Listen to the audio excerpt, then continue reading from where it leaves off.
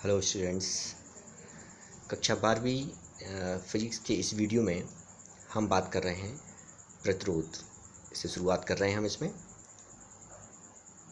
जिसे नाम इसको इंग्लिश में रेसिस्टेंस भी कहते हैं।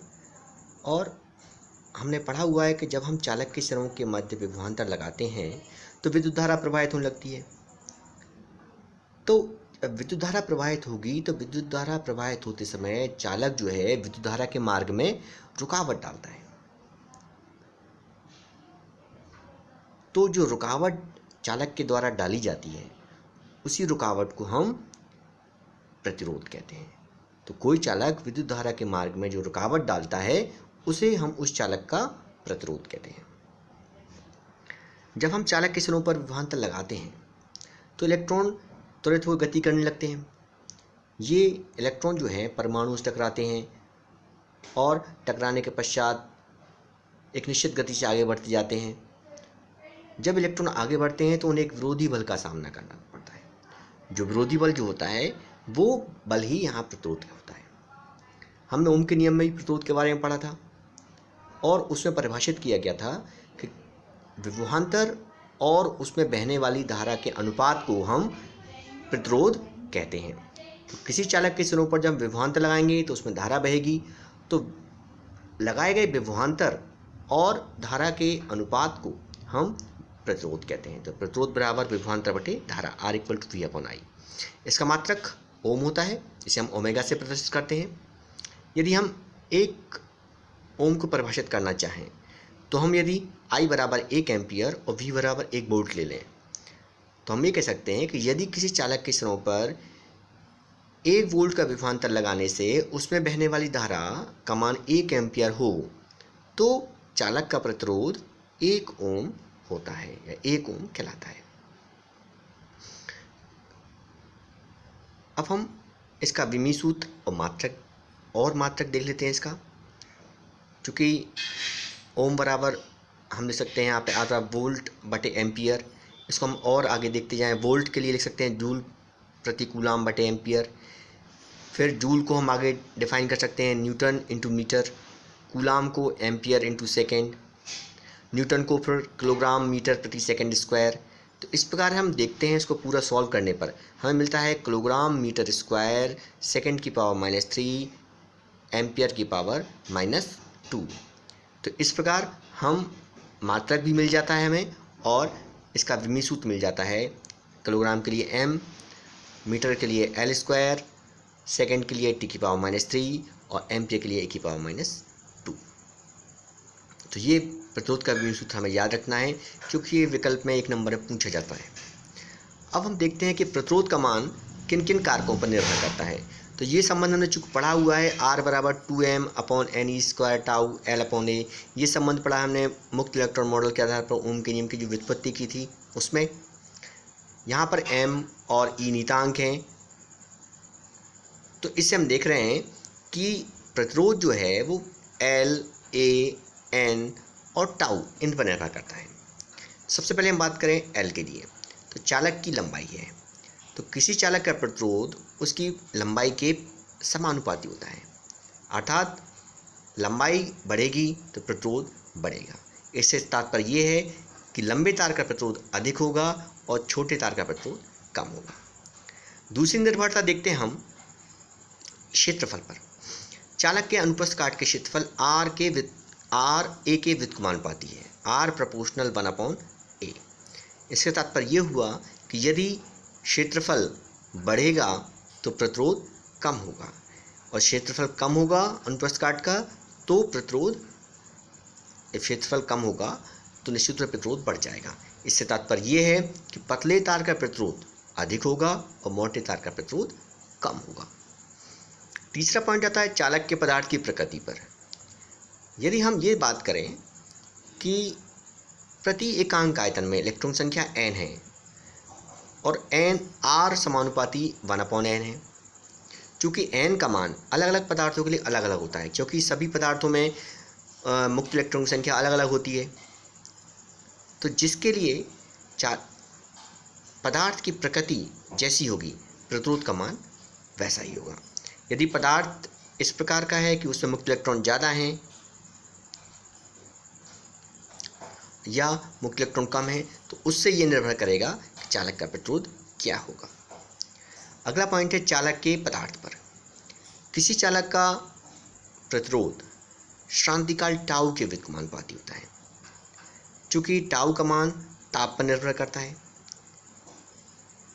यदि हम ताप बढ़ाएं तो अनुगमन वेग बढ़ जाएगा, अनुगमन वेग बढ़ेगा तो श्रांतिकाल घटेगा, श्रांतिकाल चूंकि आर के व्युत्क्रमानुपाती है तो श्रांतिकाल घटने पर आर का मान बढ़ जाएगा। तो इस प्रकार हम देखा प्रतिरोध मुख्य रूप से 4 बातों पर निर्भर कर रहा है: लंबाई पर, क्षेत्रफल, चालक के अनुप्रस्थ काट के क्षेत्रफल पर, चालक के पदार्थ की प्रकृति पर और चालक के ताप पर। अब एक और शब्द देखते हैं यहाँ पर, विद्युत चालकता। एक और नया पॉइंट है। हमने जो प्रतिरोध पढ़ा हुआ है, यदि हम प्रतिरोध का व्युत्क्रम निकाल दें तो उसे हम क्या कहते हैं? इलेक्ट्रिकल कंडक्टेंस, विद्युत चालकता। इसे हम जी से प्रदर्शित करते हैं। विद्युत चालकता बराबर 1 बटे प्रतिरोध, जी बराबर 1/r। इसका मात्रक ओम इनवर्स, जिसे हम म्यू भी कहते हैं, तथा इसे ओमेगा पे इनवर्स लगा के लिख सकते हैं। इसका एक और मात्रक है साइमन, जिसे हम एस से प्रदर्शित करते हैं। तो विद्युत चालकता प्रतिरोध का व्युत्क्रम होती है। अब हम देखते हैं विशिष्ट प्रतिरोध या प्रतिरोधकता। थोड़ा सा नाम अलग है इसका। वो प्रतिरोध है, ये प्रतिरोधकता है, ये रेसिस्टिविटी है, वो रेसिस्टेंस है। इसे हम स्पेसिफिक रेसिस्टेंस या विशिष्ट प्रतिरोध भी कहते हैं। तो हमने ये देखा कि निश्चित ताप पर कोई चालक तार है, तो उस चालक तार का प्रतिरोध जो है वो चालक की लंबाई के समानुपाती होता है, आर समानुपाती एल। चालक के अनुप्रस्थ काट के क्षेत्रफल ए के व्युत्क्रमानुपाती होता है, आर समानुपाती 1/a। और चालक के पदार्थ की प्रकृति पर निर्भर करता है। ठीक है, तो यदि हम इन दोनों को 1 और 2 को मिला दें तो आर समानुपाती हो जाएगा L/A, या आर बराबर हो जाएगा, जब समानुपाती हटाएंगे तो एक नियतांक जोड़ देंगे तो आर बराबर हो जाएगा रो इंटू L/A, जहाँ रो एक नियतांक है। इसे ही हम चालक का विशिष्ट प्रतिरोध या प्रतिरोधकता कहते हैं। हम इसको परिभाषित भी कर सकते हैं। यदि हम यहाँ पे L = 1 ले लें, A = 1 ले लें, तो R = रो हो जाएगा, अर्थात विशिष्ट प्रतिरोध प्रतिरोध के बराबर हो जाएगा। कब बराबर होगा? जब चालक तार जिस पदार्थ का लिया हुआ है उसका एकांक अनुप्रस्थ काट ले लें और लंबाई भी कैसी ले लें? एकांक। तो हम कह सकते हैं किसी पदार्थ के एकांक अनुप्रस्थ काट और एकांक लंबाई के तार के प्रतिरोध को हम उस पदार्थ का विशिष्ट प्रतिरोध कहते हैं। अर्थात किसी चालक के इकाई आयतन के प्रतिरोध को, यदि आयतन ले लें हम एकांक, तो एकांक आयतन के प्रतिरोध को हम उसका विशिष्ट प्रतिरोध या प्रतिरोधकता कहते हैं। तो इससे हमें संबंध मिल रहा है रो = RA/l। तो RA/l इसका मात्रक निकालेंगे तो इसका मात्रक आएगा ओम मीटर। R का मात्रक, A का मात्रक बटे L का मात्रक, इसको सॉल्व करेंगे तो आएगा ओम मीटर। और इसका प्रतिरोध के हिसाब से यदि हम इसका विमी सूत्र निकालें तो हमें मिलेगा mL⁻³ T⁻−3 A⁻−2। यदि हम R का, A का और L का तीनों का विमी सूत्र रख के हल करेंगे तो हमें मिल जाएगा mL⁻³ T⁻−3 A⁻−2। इसे भी आप याद रखेंगे क्योंकि ये 1 नंबर के विकल्प में क्वेश्चन पूछा जाता है। हम देखते हैं कि विशिष्ट प्रतिरोध किस पर निर्भर कर रहा है। ये इस पर निर्भरता पर एक क्वेश्चन बन जाता है 1 नंबर का। क्योंकि R बराबर रो L/A है और रो यदि हम R की वैल्यू रखें तो 2m/ne² टाउ मिलेगा हमें। m और e नियतांक है, तो यहाँ हमें पता पड़ रहा है कि विशिष्ट प्रतिरोध केवल जो रो है वो n अर्थात चालक के पदार्थ की प्रकृति और श्रांतिकाल अर्थात ताप पर निर्भर कर रहा है। तो विशिष्ट प्रतिरोध केवल 2 बातों पर निर्भर करता है। नंबर 1, चालक के पदार्थ की प्रकृति पर।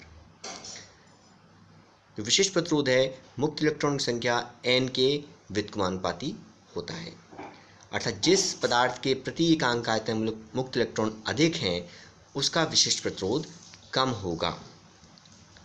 और दूसरा चालक के ताप पर। रो जो है टाउ के व्युत्क्रमानुपाती है।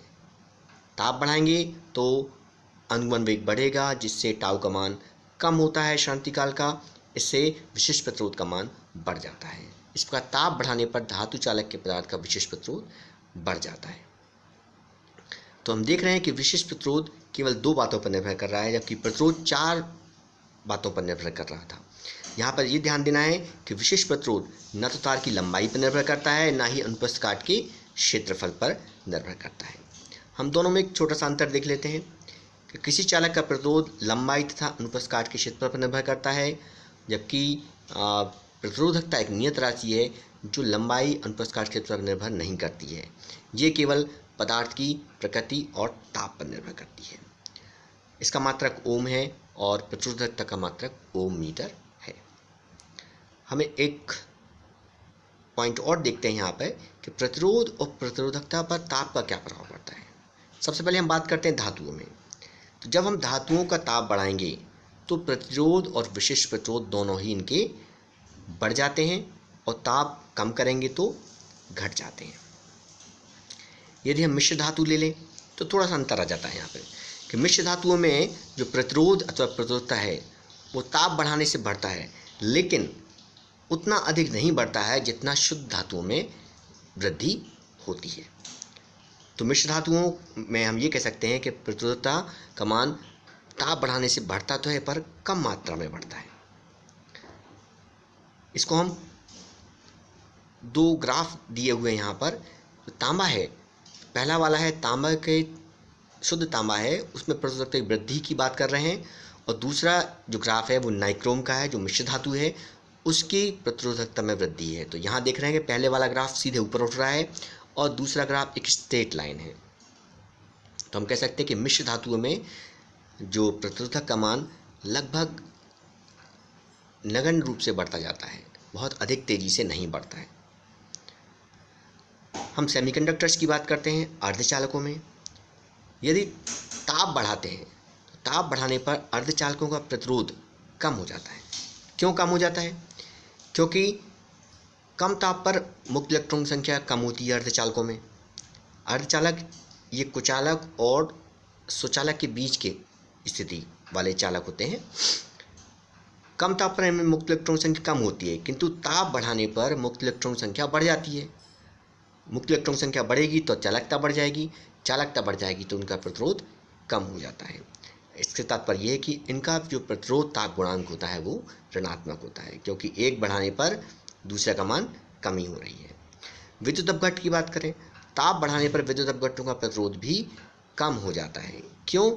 क्योंकि ताप बढ़ाएंगे तो विद्युत अपघट्ट की श्यानता कम हो जाएगी, विस्कोसिटी कम होगी, जिससे उसके अंदर जो आयन है अधिक स्वतंत्रतापूर्वक गति करने लगेंगे, जिससे विद्युत अपघट्टों की चालकता बढ़ जाएगी और उससे उनका प्रतिरोध कम हो जाता है। इस प्रकार हम देखते हैं कि विद्युत अपघट्टों का प्रतिरोध ताप गुणांक भी ऋणात्मक होता है। इसके लिए आप एक ग्राफ देख रहे होंगे। इस ग्राफ में आप देखें तेज़ी से जब हम जैसे जैसे टी बढ़ाएंगे, टेम्परेचर बढ़ाएंगे, तो रो का मान घटता जाता है। तो इस प्रकार हमने आज प्रतिरोध और प्रतिरोधकता के बारे में तथा उसकी निर्भरता के बारे में पढ़ा। आशा है आपको ये टॉपिक अवश्य पसंद आएगा। अगले टॉपिक में हम फिर मिलेंगे। नमस्कार।